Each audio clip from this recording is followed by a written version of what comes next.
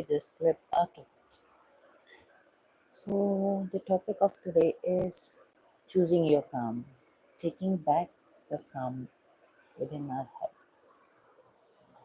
Since the time we are born, as a small child, yes, on the birth, children cry because it is how scientifically it is supposed to happen for them to breathe easy.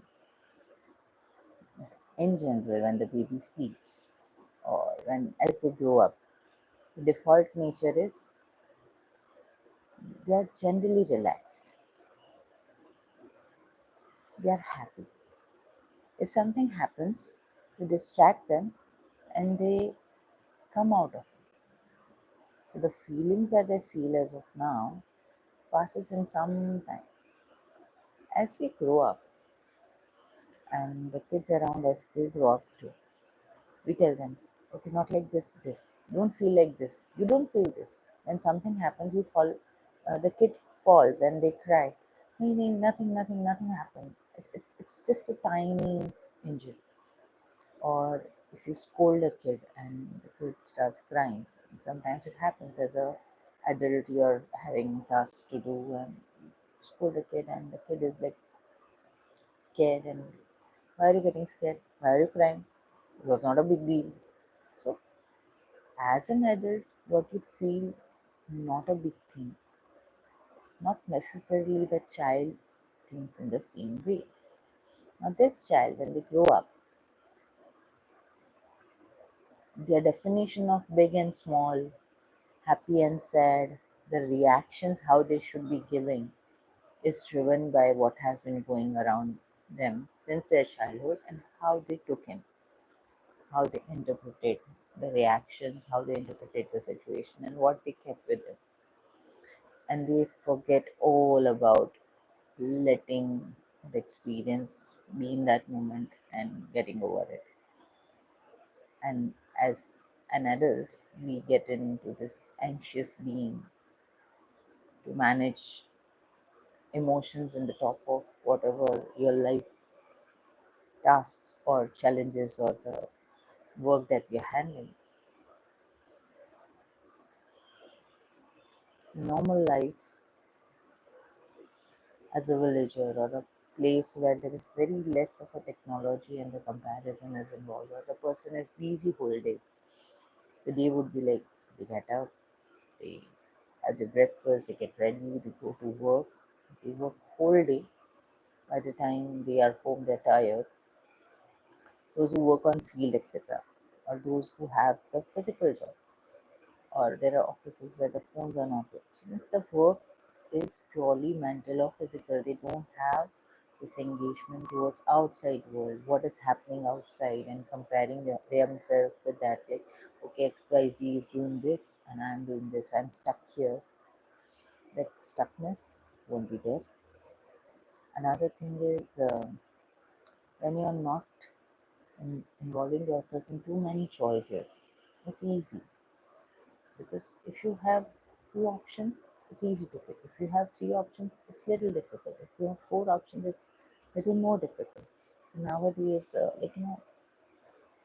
in the television, in the phone, everything is accessible so easily, and there are so many options. And mind how it is, evolution has happened from person fetching for food, hunting for food, living in fear, to now we are living in a safer place and everything has become relatively much easier.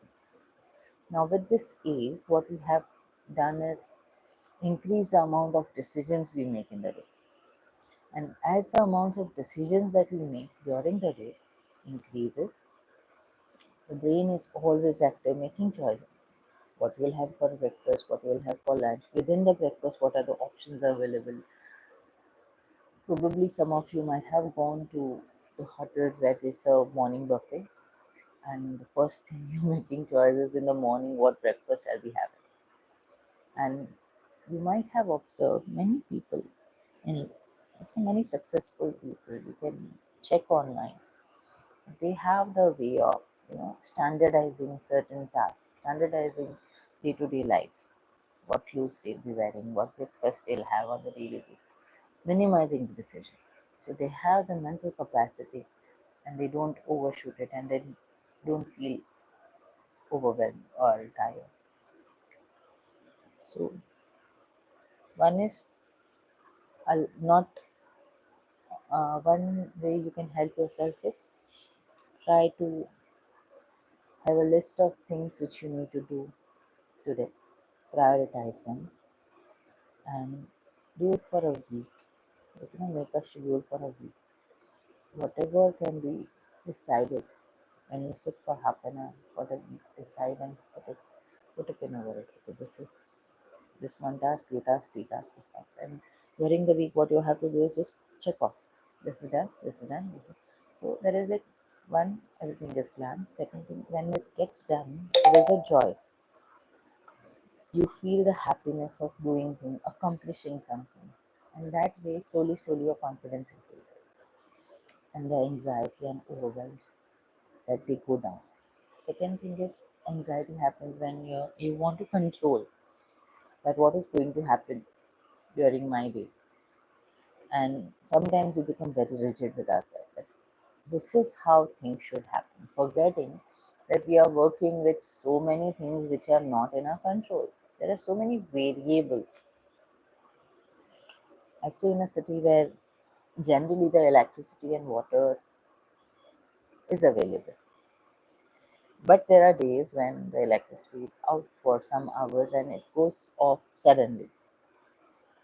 And if you are working in this city where your work is requiring you to be connected to internet or electricity is required to work on the computer, this is something uncertain that happens. And if you have the tendency of having a day plan and these 2 hours I'll be doing this work and the light is gone and you feel anxious, now what I will do? But rather, if you think like, okay, I will deal as it comes. So probably you can make a small poster. Let's deal with the day as it happens. So over and above the decisions which were possible to be made standard, I'm going to decide that let me do things as they come. Let me deal with the day as it comes, rather than thinking of so many of possible things that could go wrong or so many possible things that could go right. Focus on one task. One day to-do list. Today I'm going to do 10 things, and if something changes, it's okay. It's normal. So when you make uncertainty as a normal part of your life, a lot of anxiety goes down. Third is anxiety is because of some past experiences which we hold on. You know, if you had scheduled 2 meetings last month and both the meetings there was one person who didn't turn up on time, and because of that, some chaos happened. So this month you are anxious because if this same thing happens, the work won't get done, and there were lot many things. It's like a dominoes effect. So what else can you do? First of all, you can have a substitute available, or you can get that task done in advance and have someone understand what that other person is supposed to do. If the person is late, you give them a window. You tell them you come in advance. But if they are not able to come, or they are not able to join in the meeting at time, you have someone who is aware of the information and the meeting goes well. Another thing is the stuckness. Most of the time, the stuckness is because we are making the decision in the same way. You need to change how you are seeing the things. Generally, it is ideal if you discuss the situation with somebody who can mentor you, whom you trust. Explain the situation, explain the problem statement, and then tell them how you would deal in this situation.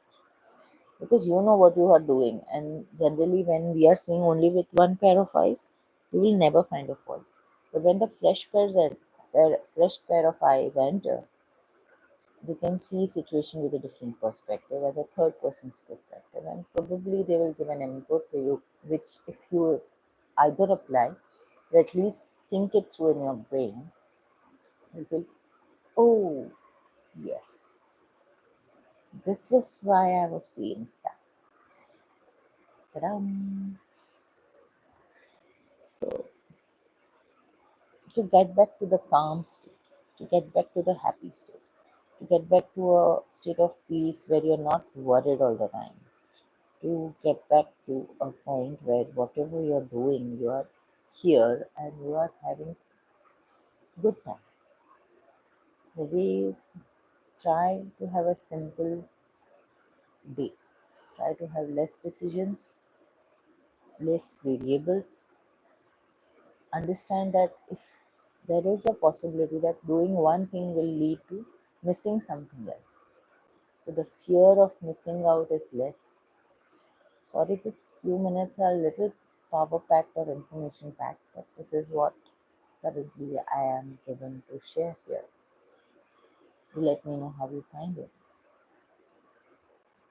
So for action steps is what I would suggest is one, try to have a weekly plan, minimize the decision. Second, allow yourself exposure to uncertainty. Don't be very hard on control. Third,